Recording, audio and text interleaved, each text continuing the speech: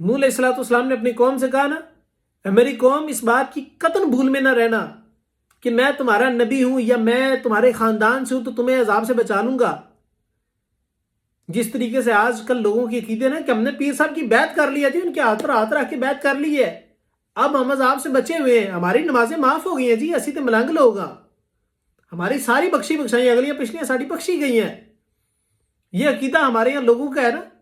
کہ ہم نے پیر صاحب کی بیعت کر لی ہے جی،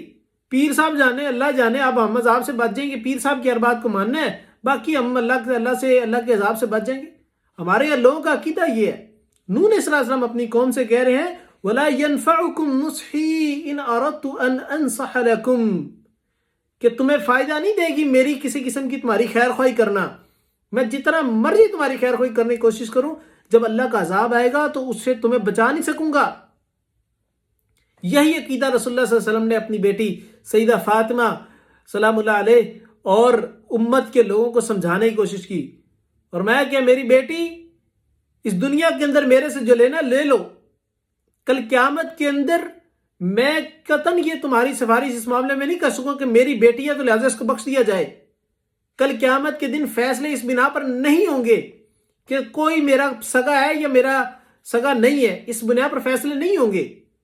کہ نبی کون کہہ رہے ہیں؟ محمد مصطفیٰ صلی اللہ علیہ وسلم۔ کس سے کہہ رہے ہیں؟ اپنی بیٹی سے کہہ رہے ہیں، وہ بیٹی جو جنت کی عورتوں کی سردار ہوگی، اس بیٹی سے کہہ رہے ہیں کہ میری بیٹی اس دنیا کے اندر جو لینا لے لو، کل قیامت کے دن میرا تمہارا باپ ہونا کسی قسم کا تمہیں کوئی فائدہ نہیں دے گا۔ لیکن نعوذ باللہ من ذالک، آج کل لوگوں کے عقیدے، وہ تو رسول اپنی بیٹی سے کہہ رہے ہیں، یہاں آج کل لوگ یہ عقیدے بنا کے بیٹھے ہم نے پیر صاحب کی بیعت کر لی، پیر صاحب سانو بخشوا دیں گے۔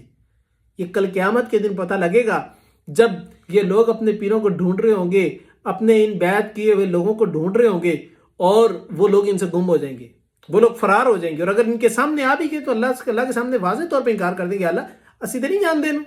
یا اللہ ہم تو نہیں جانتے ان لوگوں کو، یہ پتہ نہیں کون لوگ ہیں، ہم نے تو نہیں ان کو یہ حکم دیا۔ تو اس ٹائم ایسے لوگ کیا جواب دیں گے؟ یہ جواب پہلے سے سوچ کے رکھنا چاہیے ان لوگوں کو۔ اللہ تعالیٰ ہم سب کو ہدایت نصیب فرمائے۔